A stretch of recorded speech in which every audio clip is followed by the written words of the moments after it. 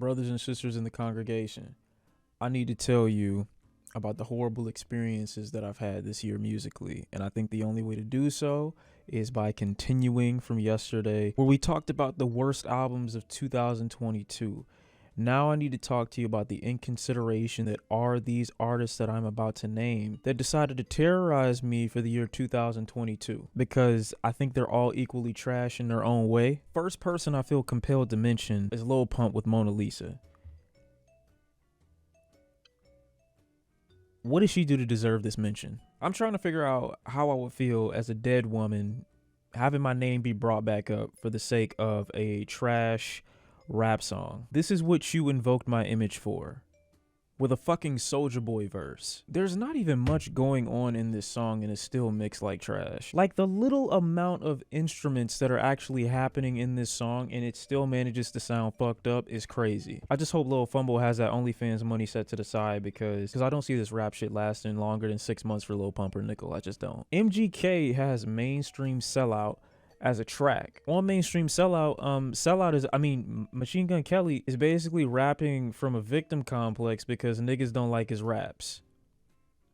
That's the song. So he turned himself into an underdog in another genre, expecting niggas not to still call him trash. Gotta be one of the worst singers I've heard in my life. Justin Bieber said he was feeling funny on this track, and I'm here to tell you, Justin Bieber, you're not fun. How we feel isn't always exactly how it is. In all honesty, an artist with a lot more personality and a lot more charisma would have been able to tackle this track and make a lot of people laugh. Justin Bieber, unfortunately, is not that artist. This track is ultimately the culmination of when you tell someone you put weed in their brownies, but you lied to see how they would actually act, and then this is the result. Or it's like those people who eat noodles with a spoon instead of a fork and they're like, oh my god, I'm so crazy. This song is as awkward as seeing your coworker off the job. The next track is Community Dick from Ray Shrimmer. I don't know why these male artists think that men want to hear about their dick.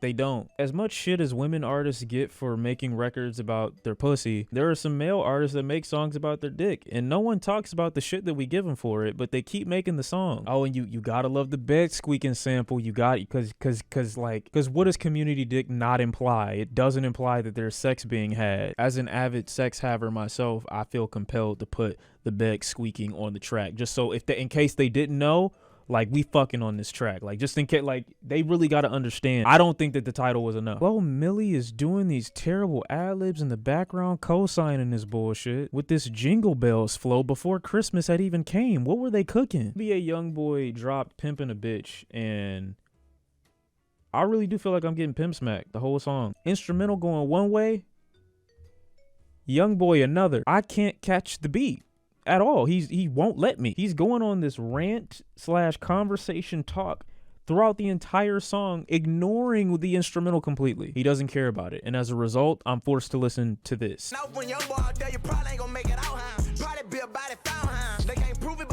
don't ever want to hear no shit like that again in my life. Don't say nothing. Other ass and do we go together? Yeah. This song's so trash, I almost tricked myself into believing that it was decent. But I should have known that this was the precursor for terrible events to come. Not that Lil Baby is a trash artist, because I actually like him a lot, but I feel like he's running out of ideas. And this track is like the first indication of such. What the fuck is this hook, man? What are you doing? I know you got more in the tuck than this, and you just didn't have anything else to think of, and you listened to this probably 20 times. It was like, is it that bad? Is it not that bad? You convinced yourself it was decent enough to be released, but it's not. I never want to get as famous as you need to be for your niggas to all look at you with a straight face and tell you that when you make some shit, it's not shit and it's gold. Falling Back might be one of Drake's worst songs to date, and I don't mean that just because I don't like the beat, which I don't. I think it's trash. But Drake singing on this track is eye-opening, because I didn't know he was capable of producing this amount of garbage. On top of being poorly sung and being Zara background music, it feels like the track never ends. It's like it's on loop, and I'm just waiting and waiting and waiting, but the suffering, it keeps going and going and going. The baby thought he could serenade and get into his sexual, sensual bag, and people would fall head over heels for it.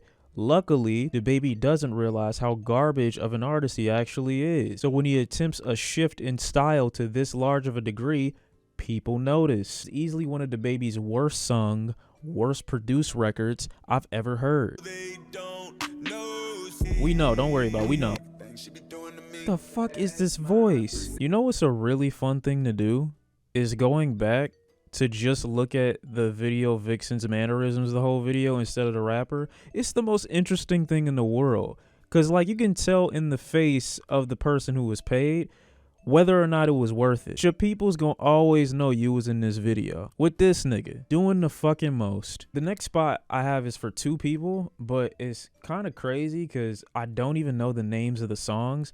They're just basically the same thing. Lotto and Nicki Minaj with their equally trash takes on sampling classics and then trying to make like rap pop records out of them, but like overly horny. Just the description alone, you should know what I'm talking about, right? The Grammy nominated songs. They're the same song, they just both trash. Both utilize great songs on their own, but sample them in horrific ways. One being Super Freaky Girl and the other being Big Dick Energy. I think just hearing the songs alone gives you an indication of the type of time they on. Both songs just sound like parody, like they're straight out of a Marlon Wayans movie. Like they can't be serious. But what made these two egregious was they actually had the nerve to go back and forth on the internet knowing that they had such trash in their catalog. And me personally, I wouldn't want anyone to know I had ever created such an atrocity. I would keep my mouth shut, but they are loud and proud. You wouldn't think that these are the songs that niggas are arguing over whether or not it deserves a Grammy, but here we are. DJ Khaled's Staying Alive track deserves no replay.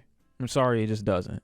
And I don't even blame Drake or Baby for this. I mean, I do, because they agreed to be a part of it. But I know it wasn't their idea to turn such an enjoyable record into what ultimately became a DJ Khaled torture chamber. I'm surprised I stayed alive throughout the listen. Drake is drenched in auto-tune, which is odd because he's generally a fairly decent singer. Baby, who's usually in auto-tune mode anyway, is drenched in even more auto-tune. It's like an overprocessed McDonald's meal. Jack Harlow with Movie Star. This is actually a crime against humanity. Jack Harlow managed to get one of the worst beats in Pharrell's discography for a track.